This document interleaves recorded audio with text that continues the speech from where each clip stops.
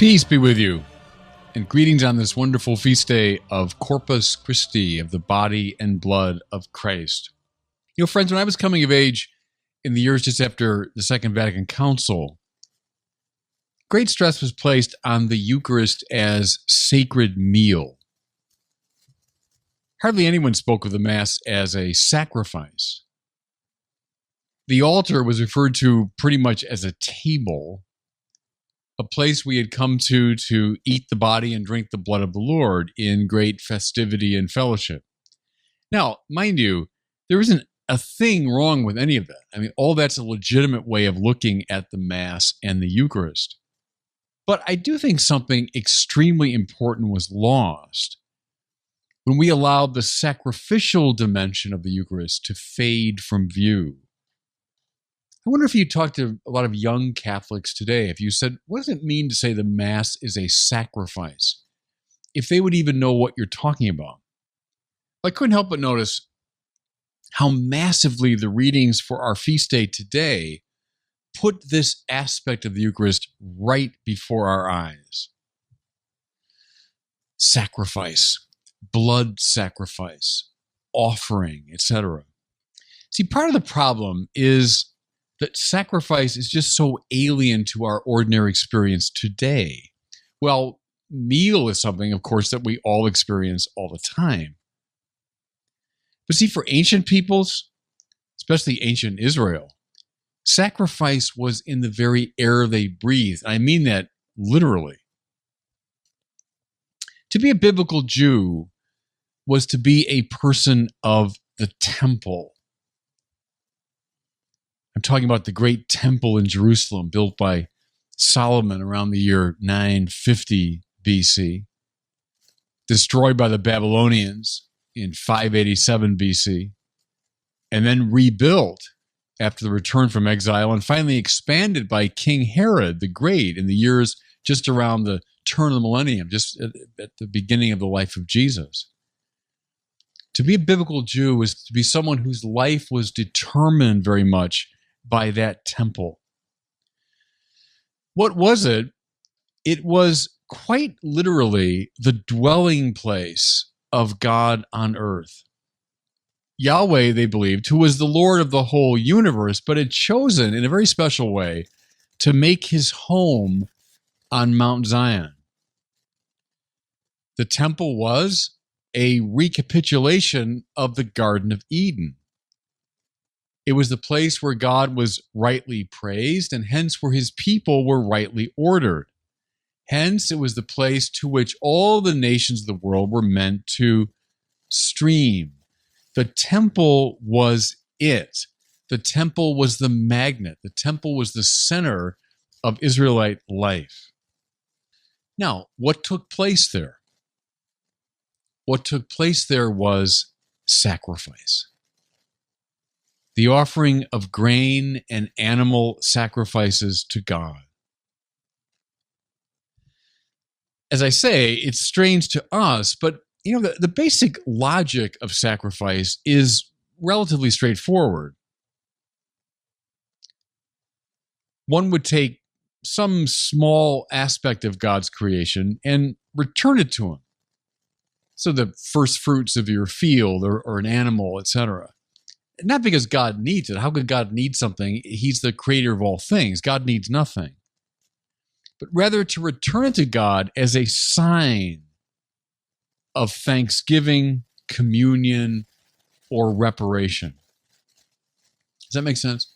You take some aspect of creation and you return it to God as a burnt offering, as a sign of your thanksgiving, communion, or reparation. One would seek atonement, and they play with the etymology. It's a little shaky, really, but it brings the point across. Atonement, at one meant, right? To become one with God. That was the whole purpose of sacrifice.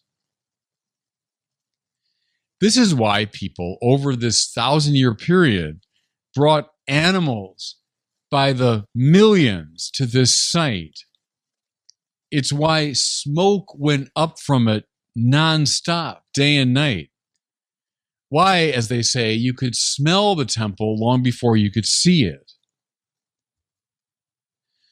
Okay, there's the background for the readings for today.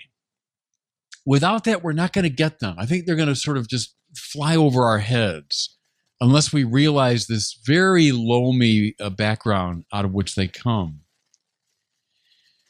What we hear in our first reading is a description of an ancient sacrifice. One that took place, in fact, long before the Temple of Solomon was built. So it's the time of Moses. Now we're looking at, let's say, around the year 1200 BC. So maybe 250 years before the temple. Israel is engaging in sacrifice.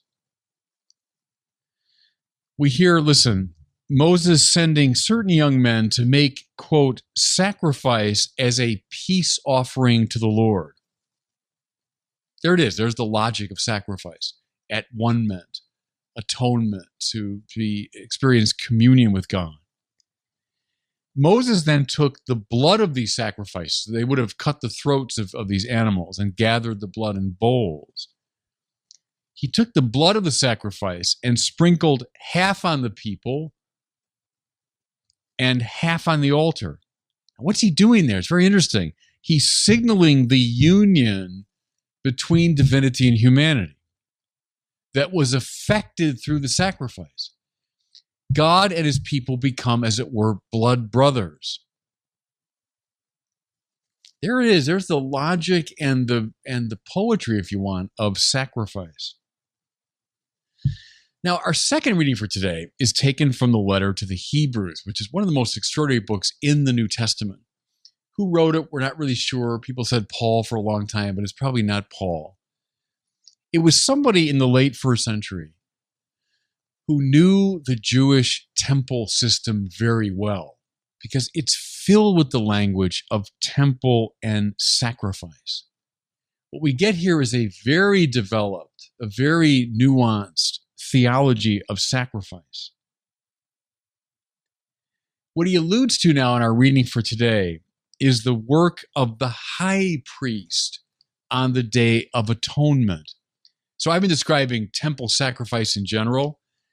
The high point of the year liturgically was this Day of Atonement, Yom Kippur, the one day of the year when the high priest was allowed to enter the Holy of Holies and there perform a great sacrifice on behalf of the entire nation. Sprinkling the blood of the sacrifice around the Holy of Holies and then upon the people. What's he doing? He's repeating the great move of Moses. But now here's the breathtaking move. The author of the letter to the Hebrews is claiming that all Israelite sacrifice from Moses to the first century finds its fulfillment in Christ Jesus and his great sacrifice on the cross. Now listen to the language, then I'll talk about some more. Here's the author. For if the blood of goats and bulls and the sprinkling of a heifer's ashes can sanctify those who are defiled, how much more will the blood of Christ cleanse our consciences to worship the living God? Well, there's a whole gospel in that line. See, he's acknowledging the legitimacy of Old Testament sacrifice. I mean, he's acknowledging that great tradition. If the blood of goats and bulls and heifers' ashes can sanctify those who are defiled, I mean, he's saying, sure, that's what Israelite life was about. But how much more now will the blood of Christ cleanse our consciences to worship the living God? See? Christ's blood, he appreciates as the great sacrifice which restores the human race to right praise. Indeed, listen as he goes on.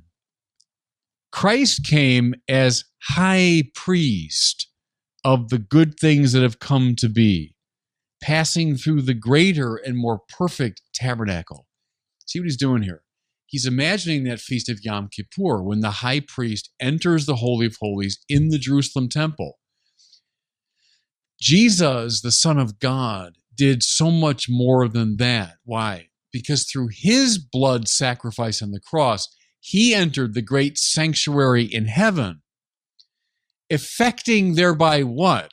The definitive unification of God and his people.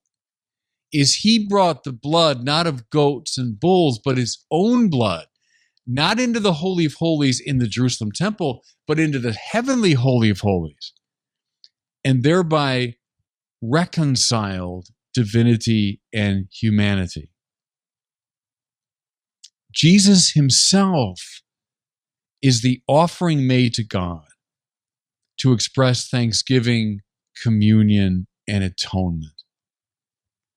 Well, see, friends, it's only against this whole background that we can begin to understand what Jesus is doing and saying the night before his death. Was he gathered for a Last Supper? Yes, of course, a meal. Absolutely. I'm not denying any of that. But listen to the way he talks. While they were eating, he took bread, said the blessing, broke it, and gave it to them and said, "Take, this is my body." See, friends, that's temple talk. That's the language of sacrifice, the offering of a body like the body of a lamb or a bull. But what's he saying? It's now my body. It's not offering the body of a lamb to the high priest in the temple. It's now Jesus himself as high priest offering his own body in the heavenly tabernacle. And then he goes on. Then he took a cup, gave thanks, and gave it to them, and said, "This is my blood of the covenant, which will be shed for many." Again, that language, everybody, is unintelligible apart from the theology of sacrifice I've been laying out. What he's saying is, I am now the victim whose blood seals all sacrifice. My blood is now the blood to be sprinkled around the Holy of Holies and upon the people. I want you all to think about this now as you come forward to receive the body and blood of Jesus. Here's the blood of Jesus not just being sprinkled upon you, but being offered for your ingestion, to drink it, to take it into yourself. The Mass indeed is a sacred meal, and there's so much we could say about that and should say about it.